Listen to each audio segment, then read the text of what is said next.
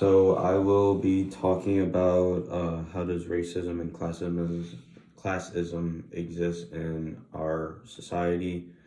Um, I believe it kind of all started like when, just way back then, like when segregation was still around. I know like a lot of people ever since I've gotten here have like said a lot of stuff about it. I believe racism is still around. It's really bad. Uh, Honestly, it's just, who cares? We're all human. It's really just, that's what makes me kind of angry about everything. We're all human, so just let it go. Who really cares? Like, just let them live their lives. We'll live ours. I think how it hits us in the classroom, I feel like there's some teachers that try to get into this profession just to kind of change people's minds and try to have them think of a different way of thinking about other people. And I don't agree with that at all. I feel like if the school is having you teach something and you have to do it, try to find the way around it. If the school is having you teach something about racism, do it as clean as you can, and like, period, that's it. I remember in sixth grade, I watched Roots, and it was about slavery and everything. And my teacher did a really good job of just explaining, like this is nothing to say outside of class. It's just a movie. Just watch it, and we'll take notes as we go. And I think that's what like mainly got me into everything. I believe I think it was the Navy.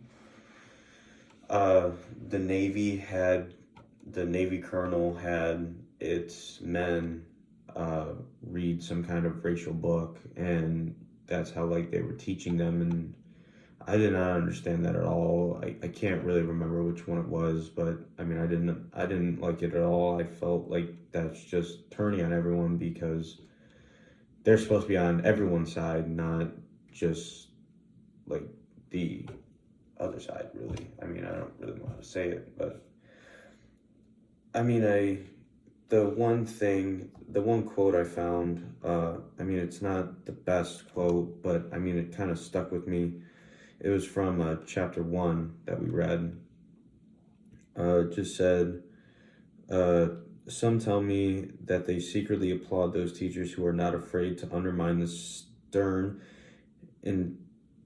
intentionality of these mandated practices with thinly veiled lightheartedness, so long as they can teach the skills their students need and have sensible regard for classroom management.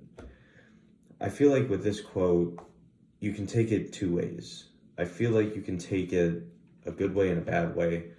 I feel like if the school is having you teach a very racial subject, I believe you can take it two ways. You can take it as a learning situation, or you can take it as a racist situation.